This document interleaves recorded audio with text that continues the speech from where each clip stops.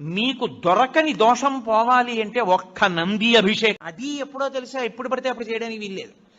త్రయోదశి నాటి సాయంకాలం శివాలయంలో శివలింగానికి పొద్దున్న అభిషేకం అయిపోతుంది కాబట్టి అలంకారం చేసేసి రుద్రాధ్యాయంతో నందీశ్వరుడికి అభిషేకం చేస్తారు.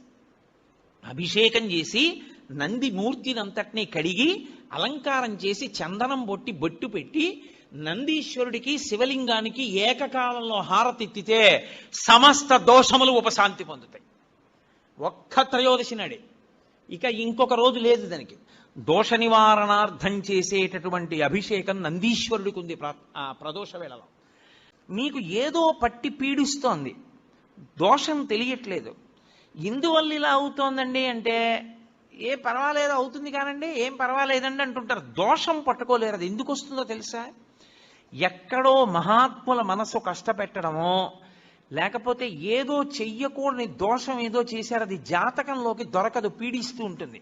మీకు దొరకని దోషం పోవాలి అంటే ఒక్క నంది అభిషేకానికే పోతుంది.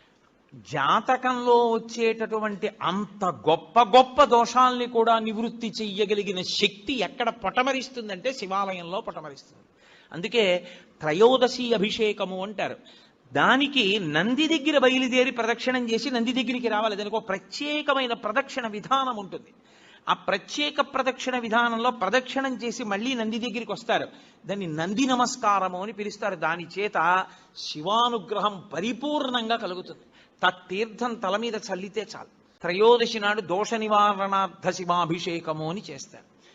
చాలా మంది తెలిసి తెలియని వాళ్ళు ఒక మాట చెప్తుంటారు, ఎందుకండి పట్టుకెళ్ళి పాలు పెరుగు తేనె పంచదార ఇవన్నీ పట్టుకెళ్ళి ఆయన నెత్తి మీద పోసేసి అవన్నీ ఆ తుమ్ములోంచి అలా బయటకు వెళ్ళిపోతుంటాయి, ఏ పదార్థాలు పాడు చేసేయడం తప్ప వీళ్ళకి బుద్ధి లేదండి, ఏమిటా అభిషేకాలు ఇలాగే పాడు చేస్తారు పదార్థాలని. మీకు గుర్తుందో లేదో కానీ ఒక 6 సంవత్సరాల క్రితం శ్రీశైల ప్రబోధిని అన్న పత్రికలో శ్రీశైల దేవస్థానం వాళ్ళు ప్రచురిస్తారు. అందులో ఒక డాక్టర్ గారిది ఒక అనుభవం రాశారు. అంటే సందర్భం వచ్చింది కాబట్టి నేను ఇవాళ మీకు దాన్ని విజ్ఞాపన చేస్తున్నాను. ఆయన దగ్గరికి ఒక పేషెంట్ వచ్చింది. ఆ అమ్మాయికి నోటి నిండా పుండు పడిపోయి నోట్లోకి ఏమీ తినడానికి కూడా కుదరలేదు. ఇంకా ఆ పిల్ల ఆ కారణం చేత బ్రతకదు, ఎన్నాళ్ళు సిలైన్లు పెడతారని అనుకున్నారు. ఎవరో పెద్దలు చెప్పారు, ఏదో ఫలానా లోహంతో చేయబడినటువంటి శివలింగానికి పంచామృతములతో అభిషేకం చేసిన పదార్థాన్ని 45 రోజులు నువ్వు తీర్థంగా పుచ్చుకుంటే నీకు తగ్గుతుందని. ఎప్పుడు మనకి నమ్మకం వస్తుందంటే డాక్టర్ల దగ్గర నమ్మకం పోయాకొస్తుంది.